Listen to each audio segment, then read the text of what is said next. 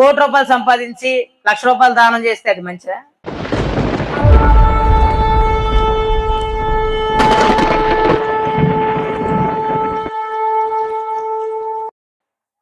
₹1,00,00,000 సంపాదించి అక్రమంగా వాడినోరు వీడినోరు కొట్టి ₹1,00,000 అన్నదానం చేస్తే మంచిదా?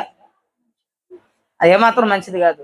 నువ్వు ₹10 రాళ్ళు కొట్టుకో, ఏదైనా చెయ్యి, నీ కష్టార్జితంతో సంపాదించుకొని అలాగా ఒక ₹2 రూపాయి అసలు నువ్వు ఇవ్వకపోయినా నేను దేవుడు అన్నాడా?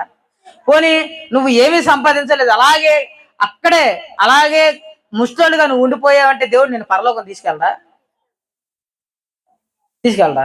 ఖచ్చితంగా తీసుకెళ్తాడు. ఎలాంటి స్థితిలోనున్నా సరే ఆయన తీసుకెళ్తాడు. రండి, మీరు ఊరకనే కొనండి. మీకు డబ్బులు లేకపోయినా సరే, మీ దగ్గర ఆస్తులు అంతస్తులు లేకపోయినా సరే రండి, మంచి ఆహారాన్ని కొనండి. మంచి ఆహారం అంటే రండి, ఇక్కడ మీ సమయాన్ని కేటాయించి ఈ జీవ ఆహారాన్ని కొనండి. ఊరకనే ఏం డబ్బులు అవసరంలా.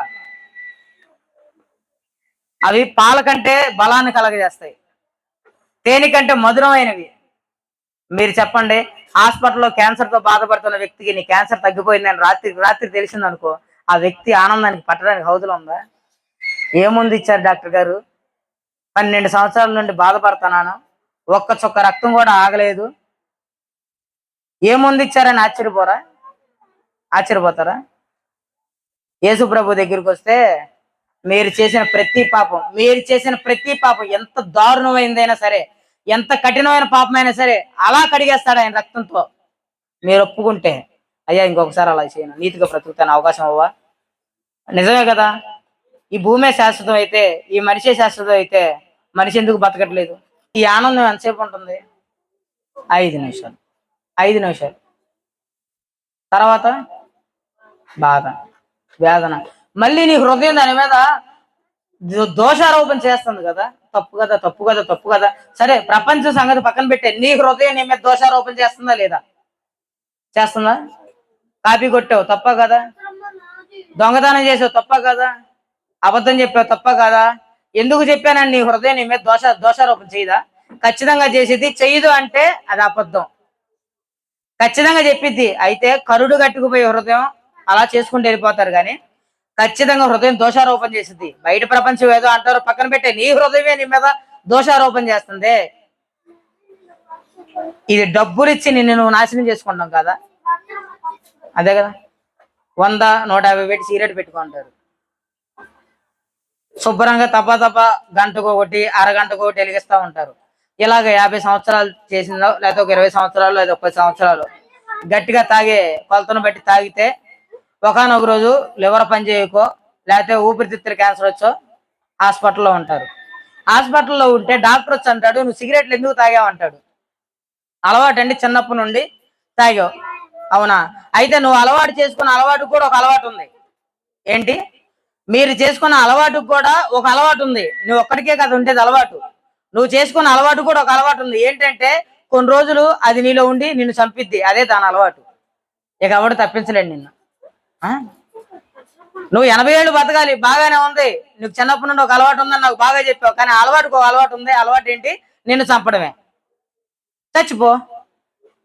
డాక్టర్ ఏడుస్తాడా? ఆయన కొత్తే, అస్థిపంజరం కొత్తే, ఆయన కొత్త ఏంటి ఏమన్నా? అన్ని పాతే, ఏముండదు. ఎప్పుడు పడితే అప్పుడు కత్తులు పెట్టి కొయ్యటం, ఎప్పుడు పడితే అప్పుడు శవాల్ని ఫుట్బాల్ లాగా ఆడుకుంటాం, అటు ఇటు పడేయటం. బతుకున్నంత వరకే డాక్టర్ ఏమంటాడు? బతుకున్నంత వరకే మనిషికి పేర్లు పెట్టి పిలుస్తాడు డాక్టర్. నేను మొన్న ఒక హాస్పిటల్కి వెళ్తే సుబ్రహ్మణ్యం అంట. సుబ్రహ్మణ్యాన్ని ఈ బెడ్ మీద మార్చండి, సుబ్రహ్మణ్యానికి ఆ సెలైన్ బాటిల్ ఎక్కిచ్చాడా, ఈ సెలైన్ బాటిల్ ఎక్కిచ్చాడు, ఓ కంగారు పడుతున్నారు. సుబ్రహ్మణ్యం చచ్చిపోయాడు. ఆ సెలైన్ పెట్టమని డాక్టర్ ఏమన్నా తెలుసా? ఈ శవాన్ని తీసుకెళ్లి మార్చిల్లో పడేయండి. పేరేమైపోయింది? ఎట్లాగే అన్నాడు, సుబ్రహ్మణ్యానికి సెలైన్ పెట్టండి, సుబ్రహ్మణ్యానికి మందులు వేసారా, సుబ్రహ్మణ్యానికి బెడ్ మార్చండి, సుబ్రహ్మణ్యం క్లీన్ చేశారా, ఇవన్నీ మాట్లాడిన తర్వాత మాట్లాడే గ్యాప్ లో సుబ్రహ్మణ్యం చచ్చిపోయినామన్న డాక్టర్ ఏమన్నాడు తెలుసా? ఈ శవాన్ని తీసుకెళ్లి మార్చిల్లో పారేయండి అన్నాడు. అరే, సుబ్రహ్మణ్యం ఏమైపోయాడు?